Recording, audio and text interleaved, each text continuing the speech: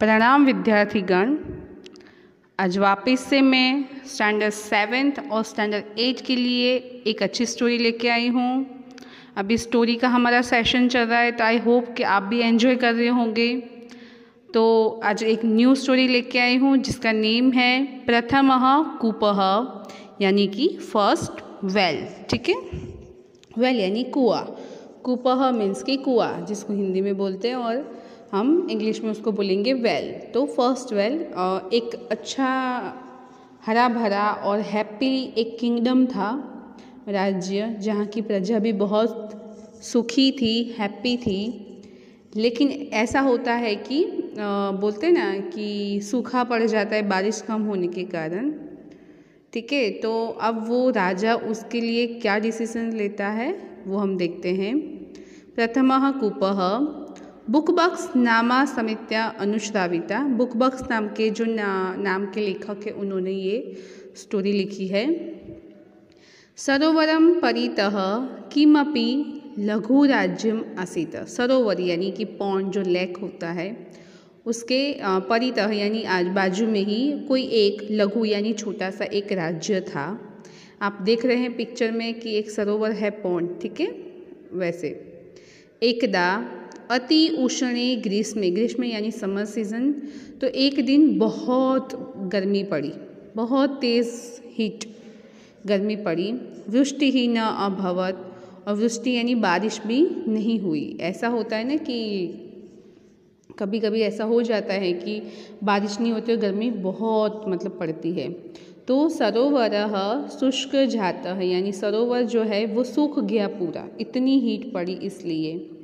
प्रजाः उद्विग्नगमना बभूवुः, यानी प्रजा जो है वो एकदम बोलते ना कंफ्यूज्ड हो गए कि क्या किया जाए। तो वो सारी जो प्रजा है वो कहाँ पे जाती है, अपने राजा के पास। तो राग्नः सकाशं च गताः, सब मिलके राग्नः यानी राजा के पास जाते हैं। कृषकाः अवदन्, कृषका यानी जो फार्मर्स है वो राजा को कहते हैं कि वो बात करते हैं कि दीर्घकालं यावत् वृष्टिः न भवत, न अभवत, यानी दीर्घकाल से काफ़ी लंबे टाइम से बारिश नहीं हुई है। तो उसमें भी ऑब्वियसली हम देखते हैं कि बहुत सारे प्रॉब्लम्स क्रिएट होते हैं। अस्माकं क्षेत्राणि, यानी क्षेत्र यानी हमारे जो फार्म्स है, शुष्काणि जातानि सन्ति, हमारे जो फार्म्स है वो सब सूख गए हैं। तो सरोवरे मत्स्यग्रहणार्थम मत्स्याः न सन्ति, सरोवर में यानी लेक में भी मछली पकड़ने के लिए कोई भी मछलियाँ भी अब नहीं रही है, क्योंकि सरोवर क्या था, वो सूख गया था। तो इसकी वजह से काफ़ी प्रॉब्लम्स क्रिएट हो रहे थे। कथम आजीविकाम प्राप्स्याम, आजीविका तो अब हम कैसे कमाएं। इति धीवराः अपृच्छन्, तो ये चीज़ें धीवरा यानी जो माछीमार होते हैं, फिशर्समैन, वो भी पूछने लगे कि हम अब अपना गुजरान जो बोलते हैं, हम अपना काम कैसे चलाएं। गुणशाली राजान अस्मान विपदभ्य रक्षतु, गुणशाली वो राजा था, वो बहुत गुणवान था, बहुत अच्छा था। तो ये जो हमारी विपत्ति आई है, प्रॉब्लम्स क्रिएट है, उसको मैं प्रोटेक्ट करूँगा। इति पिपासिता महिलाः, यानी वो जो उनके गुणवान राजा है उनको कहते हैं कि हमारे बच्चे जो है और महिलाएं हैं वो भी रो रहे हैं बिना पानी के। तो महिला और बच्चे भी रो रहे थे। तो ऐसा वो जो फिशर्समैन है वो कहते हैं कि हम अपना गुजरान, हमारा काम कैसे चलाए, हम कैसे कमाए। वो राजा को, जो गुणवान राजा था, तो उसको ये बोलते हैं कि प्रोटेक्ट, यानी हमें इनसे बचाओ आप।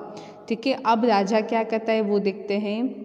जलस्य अन्वेषणाय, यानी पानी को लाने के लिए, अब पानी बिल्कुल नहीं है, तो क्या करता है राजा। राजा सर्वासु दिशासु, यानी राजा जो है वो पानी को अपने राज्य में लाने के लिए सारी दिशाओं में चतुरः सेनापतिन प्रेक्षयत, यानी चतुर जो उनके सेनापति थे, एकदम ब्रेव और इंटेलिजेंट जो उनके सेनापति थे, ऐसे सेनापतियों को वहाँ 4 सेनापतियों को अलग अलग डायरेक्शन में भेजता है, सब दिशाओं में। प्रथम सेनापति ही पूर्वम, यानी फर्स्ट जो सेनापति था जनरल, ठीक है, वो ईस्ट डायरेक्शन में सूर्योदयम दिशम प्रति गता, सूर्योदय यानी जो सनराइज होता है उस दिशा ईस्ट डायरेक्शन में जाता है। ठीक है, द्वितीय आतपे धूलो च दक्षिणम गतः, तो द्वितीय यानी सेकंड वाला जो है वो जहाँ धूप होती है और बहुत धूल मिट्टी वगैरह ऐसी जो दिशा है दक्षिण दिशा में अपने रथ को हाँक देता है, मतलब वो साउथ डायरेक्शन में जाता है। नेक्स्ट, तृतीय पश्चिम सूर्यास्त दिशम प्रति गतः, थर्ड वाला जो सेनापति है जनरल वो वेस्ट डायरेक्शन में जहाँ सनसेट होता है वहाँ पे वो जाता है। तो अब देखते हैं फोर्थ वाला क्या करता है।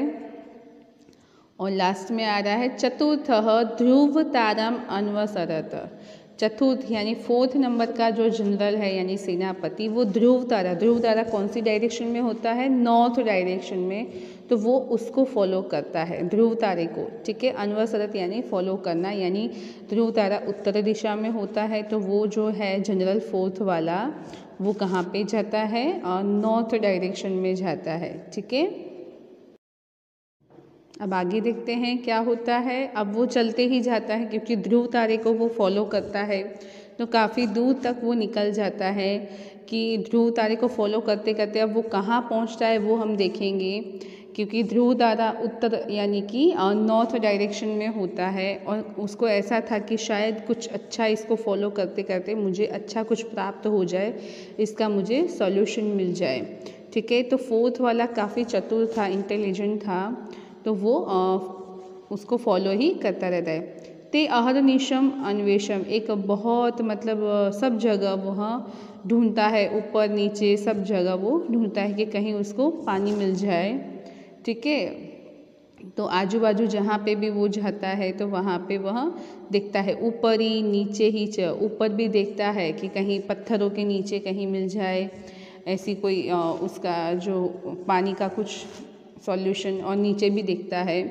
ते सर्वत्र अन्वेषण किंतु वृथा, वो सब जगह सर्वत्र यानी सब जगह अन्वेषण सब जगह ढूंढता है, खेतों में सब जगह जहाँ पे वो पहुँचता है। ठीक है, किंतु वृथा, लेकिन वो व्यर्थ हो जाता है, मतलब वो कुछ काम नहीं आता क्योंकि वो सब जगह ढूंढता है, पहाड़ों पे भी, पहाड़ों के नीचे भी, खेतों में, सब जगह।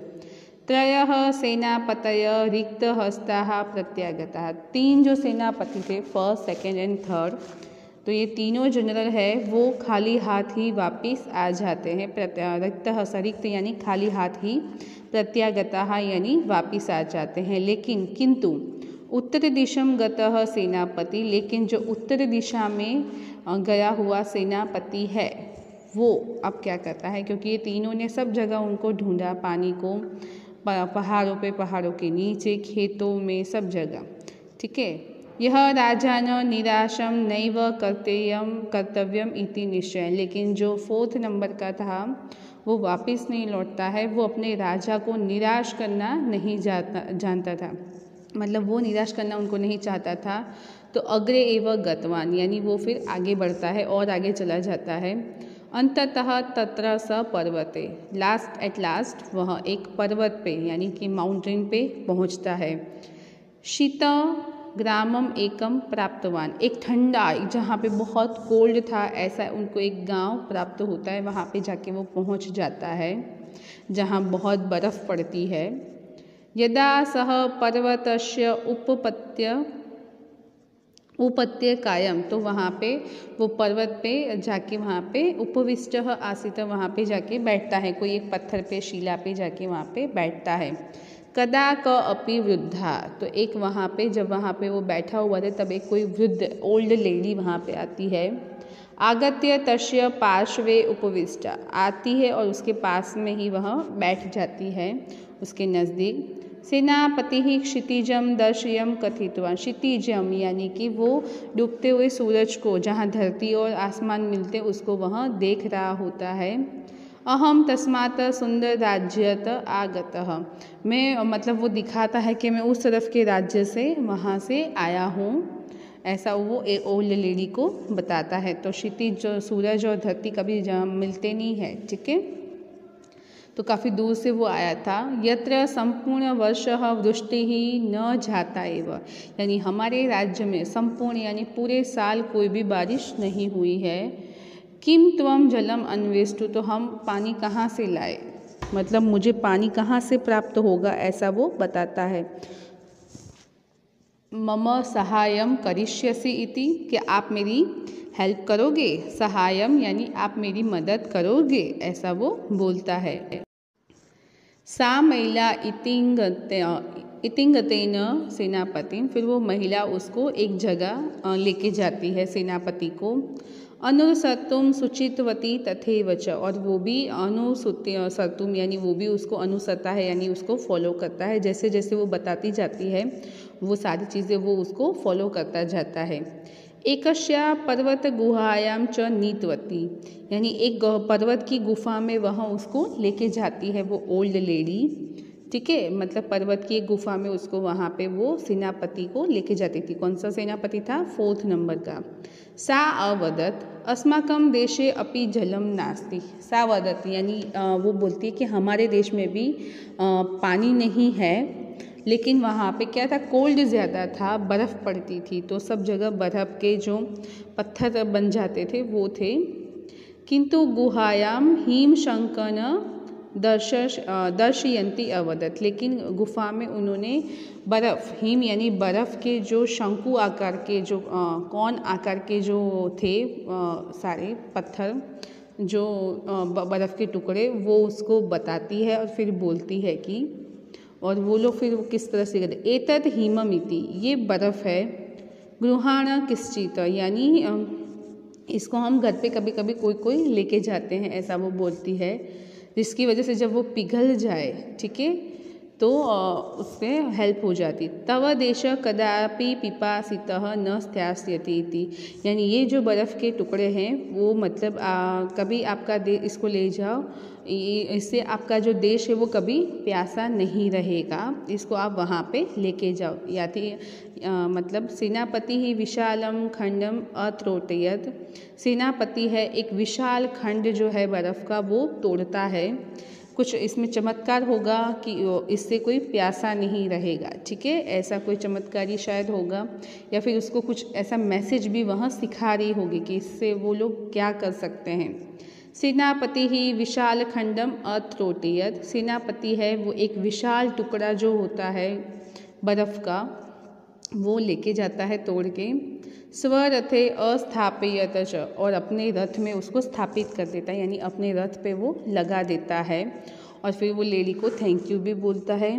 वेगिन गृहम प्रति अगच्छन, और अपने काफ़ी स्पीड से वो अपने घर की ओर यानी अपने राज्य की ओर चल पड़ता है, वापस जाता है। लेकिन आप देखना कि जैसे जैसे वो चलता जाएगा तो बर्फ़ का टुकड़ा है आइसबर्ग, वो क्या हो जाएगा, मतलब वो टुकड़ा जो है वो पिघलता जाएगा। ऑब्वियसली कि वो वैसा के वैसा ही तो नहीं रहता, क्योंकि उसके राज्य में तो काफ़ी हीट थी, गर्मी थी, ठीक है, तो और वैसे भी हम लोग जब जैसे चलते हैं तो बर्फ़ पिघलती जाती है, वो वैसी की वैसी नहीं रहती है, ठीक है, तो बर्फ़ भी पिघलने लगी थी। आप पिक्चर में भी देख सकते हो कि जैसे जैसे वो चल रहा है तो जो आइसबर्ग है, छोटा सा जो बर्फ़ का वो कौन आकार का टुकड़ा है, वो धीरे धीरे छोटा होता जा रहा है, और तब तक इतना छोटा हो जाएगा एक सीढ़ी के जितना, ठीक है, इतना ही वो रहेगा जब तक वो अपने स्टेट में पहुँचेगा तब तक।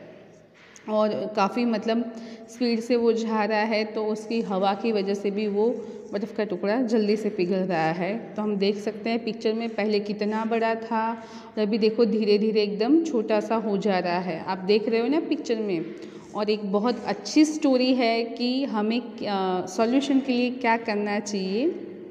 यावतः सह सभाम प्राप्तम, और फिर वहाँ जहाँ सभा लगी हुई होती है, सारे प्रजाजन वहाँ पे होते हैं, वहाँ पे वह पहुँचता है। तावतः विशाल हिमशक द्रवीभूय, यानी जब वो आता है तो विशाल यानी जो ह्यूज आइसबर्ग था, बर्फ़ का टुकड़ा, वो द्रवीभूय यानी पिघल गया होता है, देख सकते हो, तो इतना ही छोटा सा बचा हुआ होता है। लघु के हिमखंडे अवशिष्ट आशित, एक छोटा सा लघु यानी छोटा सा कहीं बर्फ़ का टुकड़ा ही अब बचा हुआ होता है।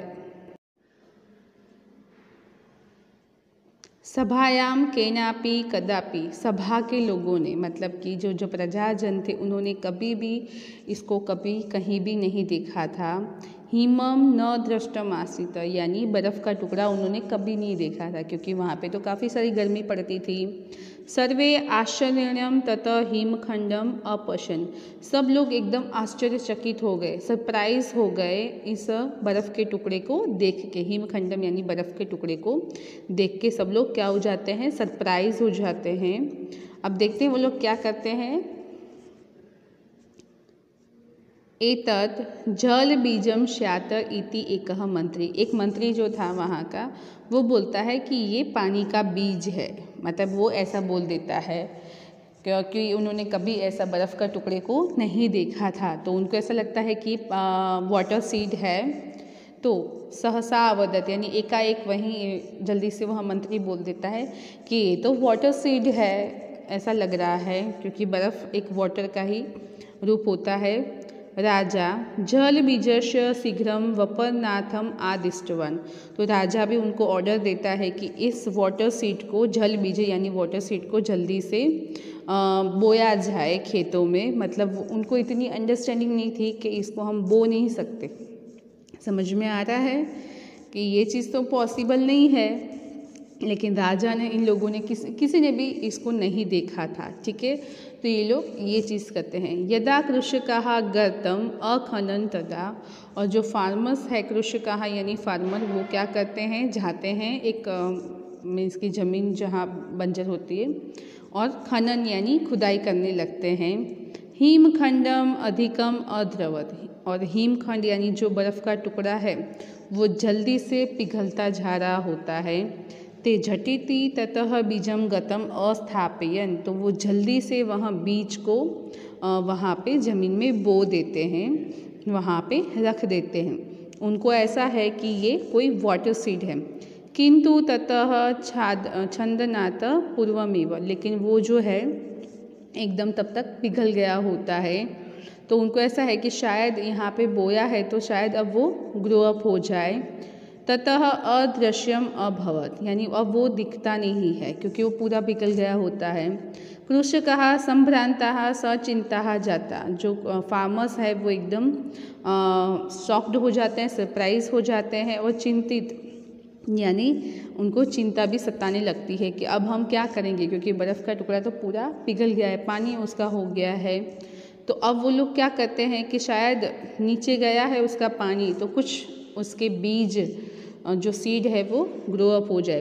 ते ततम गर्तम गंभीरम गंभीरम तरह, तो वो लोग क्या करते हैं, एकदम काफ़ी गहरी गहरी खुदाई करते जाते हैं। पिक्चर में आप देख रहे हैं कि बस दिन रात, रात्रि पर्यंतम अखनन, रात्रि पूरी रात वहाँ खुदाई करते रहते हैं, पूरी रात खुदाई चलती रहती, क्योंकि वो बर्फ़ का टुकड़ा पिघल गया था, उसका पानी जो निकला था वो अंदर चला गया था, तो इनको ऐसा था कि उससे शायद कुछ बीज निकल जाए।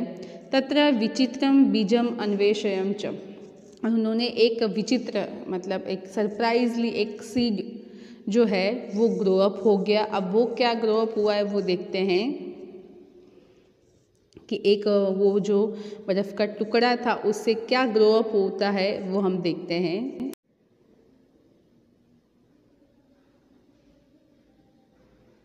तो ततः विचित्रम बीजम अन्वेषयन च, यानी बर्फ़ का टुकड़ा है, अब क्या ग्रो अप हुआ होता है देखते हैं। उषः काले राजा गर्त निकटे, उषः यानी सुबह में, राजा जो है वहाँ जहाँ खुदाई की थी वहाँ पे वो आते हैं।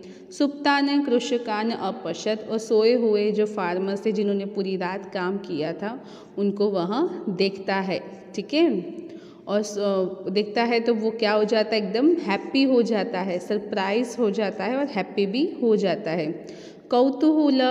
कौतूहलेन सह गर्तस्य अंतर्भागे अपश्यत, और कुतूहल यानी सॉफ्ट सरप्राइज के साथ वह जो खुदाई की थी उसके अंदर के भाग को देखता है। अब देखो वो क्या मिलता है, क्योंकि हम जैसे जैसे खुदाई करते हैं तो क्या मिलता है, हमें पानी मिलता है। चकितः स आक्रोशम अकरोत्, और वो एकदम शॉक्ड हो जाता है, वो देखता है।